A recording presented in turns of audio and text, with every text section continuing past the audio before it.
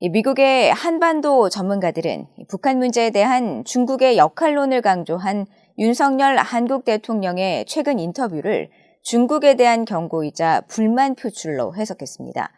북한의 핵실험 시 전례 없는 공동 대응이 따를 것이라는 경고와 관련해서는 포괄적이고 대대적인 압박 수단이 마련됐을 것이라는 관측이 나왔습니다. 첫 소식 조상진 기자가 보도합니다. 게리 세이무어 전 백악관 대량살상무기 조정관은 윤석열 한국 대통령이 중국의 역할론을 제기한 것은 향후 북한의 7차 핵실험이 실시되면 중국에 그 책임을 물을 것임을 분명히 한 것이라고 분석했습니다. 북한의 지렛대를 갖고 있는 중국이 책임을 다하지 않고 있는 데 대해 이후 조치들은 중국의 이익에도 부합하지 않을 것임을 경고했다는 것입니다.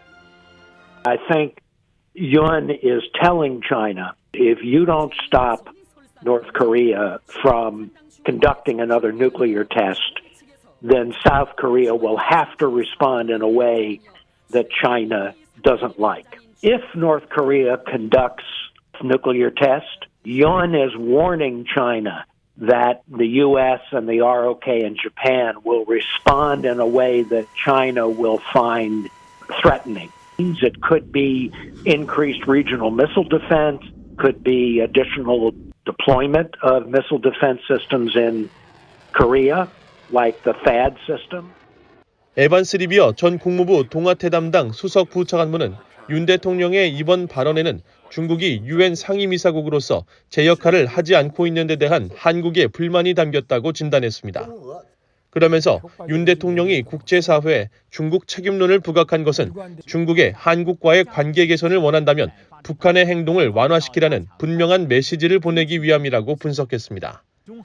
조셉 디트라니 전 육자회담 미국 측 차석 대표는 북한의 도발로 미국이 항공모함과 전략폭격기 전개 등 한국에 대한 억지력을 대폭 강화하고 있는 상황에서 윤 대통령이 영내 군사적 자산 유입 가능성을 언급한 것은 미국의 방위 약속을 재확인한 것이라고 평가하면서 중국은 북한 도발을 막을 지렛대를 갖고 있다고 지적했습니다.